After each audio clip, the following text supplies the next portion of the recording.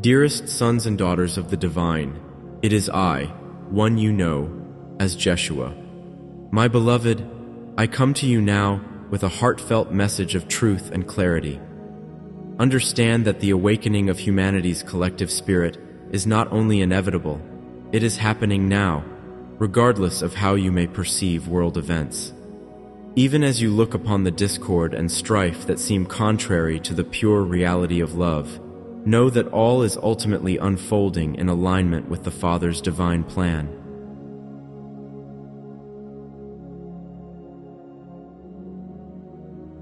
My dear brothers and sisters, understand that true religion was meant to guide you back into oneness with your source, calling you home to the Father's house, where you might freely receive all that the Father longs to give. In that state of grace, your soul faculties rise again in alignment with divine consciousness, banishing fear and struggle. Where grace prevails, there is no anxiety over survival or supply, for the Father naturally bestows every good thing upon you, fulfilling the promise that all is added unto you. Prayer, in its highest form, is not petition, but a humble retreat into silence, into His presence, wherein instant harmony may be realized. It is the same realization shared by those who attained oneness with the Creator long before you. There is only one power, ever-present, omniscient, and omnipotent, yet your world abides in duality because you have not learned to live by grace.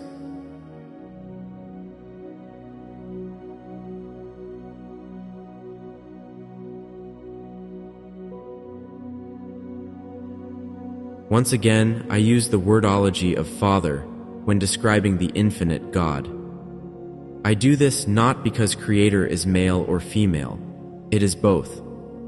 I use this word again as I know that many in your religions will hear this message, and so I must try and find common terms to reach as many as I can. Please understand this. So, look around you and see the irony. The human population has never been larger, and countless millions actively adhere to one of the major religions, with your Christianity, the largest, possessing over 30,000 variations alone. These variations are branches grown from the same root, supposedly worshiping me, Jesus the Christ, yet none agree among themselves, and each lacks the authentic God experience needed to teach true union with the Father. The fruits of their efforts speak for themselves: deeper division, more homelessness, and greater struggle across the earth.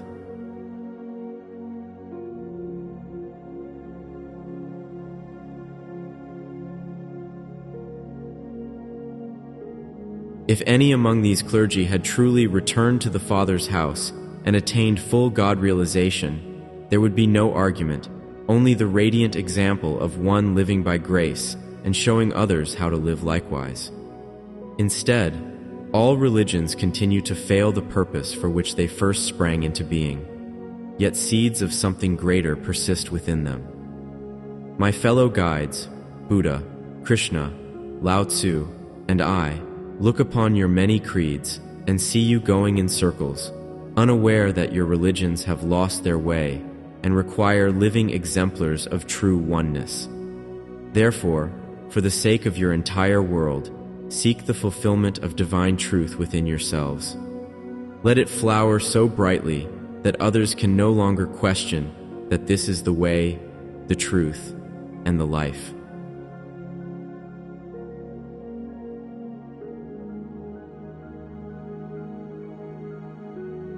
My beloved, consider how hundreds of millions of prayers are uttered every minute in hopes of ending suffering, disease, conflict, countless entreaties rising to heaven in every faith tradition. Never in your recorded history have so many prayers been sent forth, and yet your global crises only escalate. This undeniable fact should prompt you to ask, does the Father simply not care, or are these prayers made in error? Are we praying to a God that has been made of human minds and simply does not exist? Since you know of God's boundless love, it becomes clear that humanity is praying amiss. This is not to say that religions are useless. Oh no. Moreover, that we see that they have simply failed their core purpose and failed completely. There is still good loving things that come from your religions, so I and we are not suggesting that you simply abandon them overnight. But it is now time to evolve, and this must be done by those of you listening to this message. You need to become the living examples of how to live by grace, in union with God, without limitation.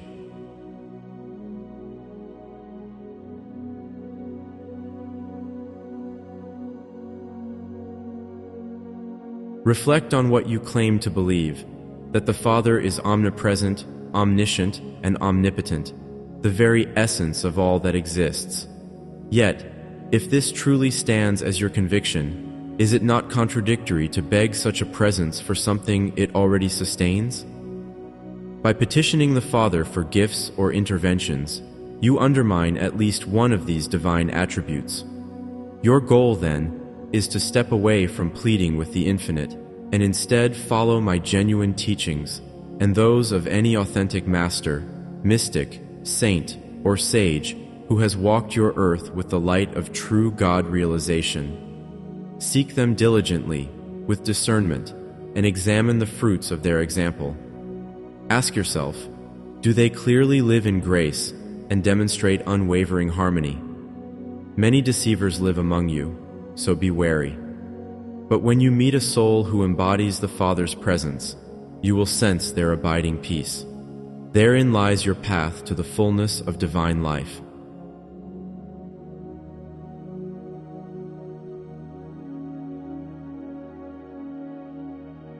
Great seekers, understand that spiritual discernment reveals the Father's infinite presence in every individual, for each one carries the fullness of divine grace and spirit. At first glance, the physical senses may argue otherwise. The eyes see limitations, the ears pick up discord, the material world insists on separation. But the deeper truth resides within, beyond appearances. It is there, in the silence of your soul, that you behold each person as a living vessel of God's allness, radiant with the presence and power of the Father.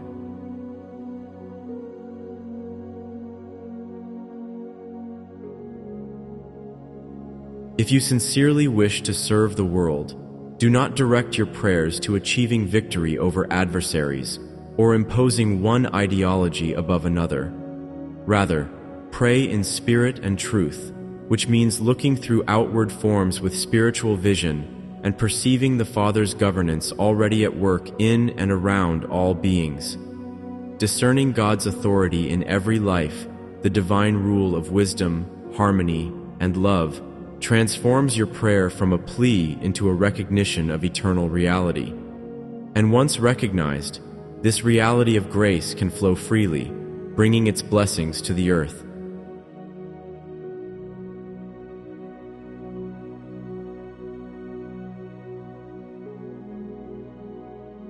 This being said, we in the higher realms do indeed see great progress among you.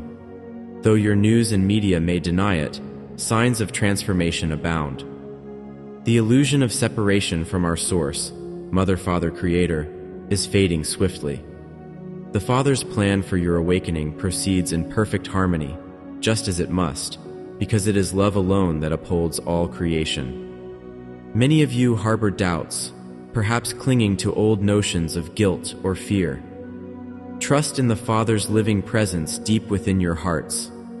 Her only will is that the love you already are shines forth in your conscious awareness, dissolving any lingering shadows. You are the beloved children of the infinite source, embraced by an endless, eternal love from which you can never be parted.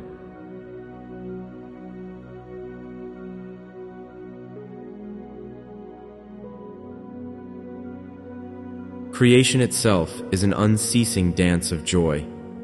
Every living being is endowed with vitality for the pure delight of the Father, who beholds you and all creatures with boundless affection. Indeed, you were created to experience the fullness of life as a sacred blessing. And though fear or confusion can cloud your perception, you retain at every moment the power to choose love in place of fear. Know, too, that the human personality came into existence with a built-in drive for self-will and self-gratification. But this is not sin. It is simply an integral part of your creative processes, intended to be guided by divine understanding.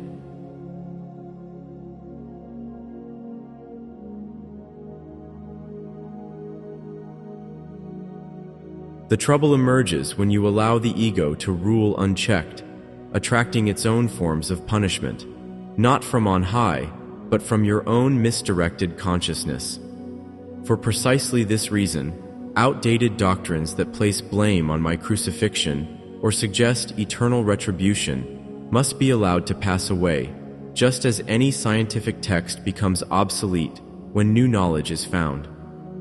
Yes, all religions, rooted in old dogmas and traditions, have proven themselves unable to transform the mental patterns that now threaten the world. We see global crises, terror, and the erosion of compassionate laws. In truth, no religion that is shackled to fear-based beliefs or ritualized forms can initiate lasting peace and prosperity for humanity.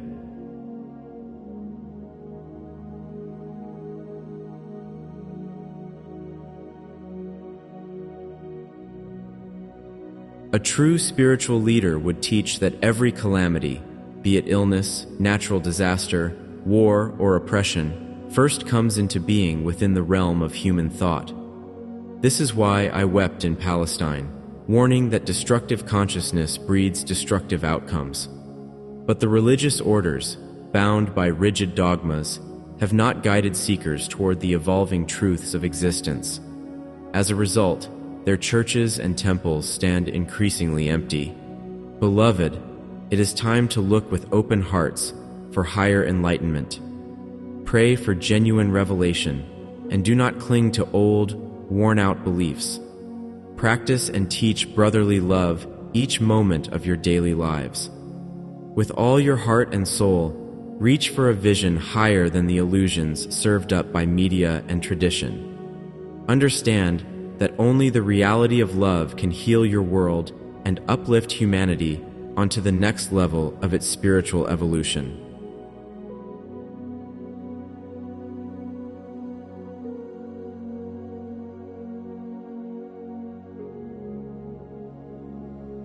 Likewise, be aware that the outward symbols, rituals, and doctrines of older religious institutions were largely shaped by ancient cultures, Egypt, Babylon, Rome, and beyond, only to bind people in mental slavery to unreachable gods. Humanity was steered away from personal responsibility and coaxed to bow before commandments, which become unnecessary when your heart is fully aligned with love. In truth, every newborn soul already knows not to steal or kill. Distorted formulations of commandments can reinforce the very darkness they attempt to prohibit.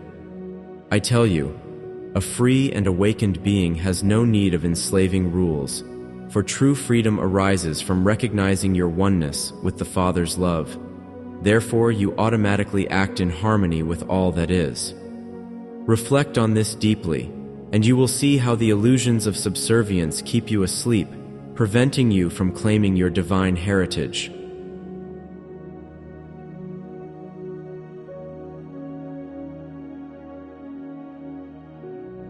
When you examine the so-called Book of Books, remember that not every word was meant to be taken literally out of its historical context. The early communities, persecuted by Roman authorities, had cause to urge obedience to temporal laws for survival. Yet, in your modern era, unthinking submission to worldly powers, especially unjust ones, is neither a spiritual duty nor a path to enlightenment. In certain circumstances, it may be prudent, but never let passivity blind you to the higher law of love and truth. Lastly, the concept of fully accepting everything must be understood rightly. True acceptance means looking inward to embrace every aspect of yourself, whether radiant or shadowed, and transforming your consciousness with unconditional love. It does not mean turning a blind eye to injustice or mingling what is pure with what is harmful. You must awaken to your immortal spirit, reject manipulative beliefs, and reclaim the divine power that dwells within you.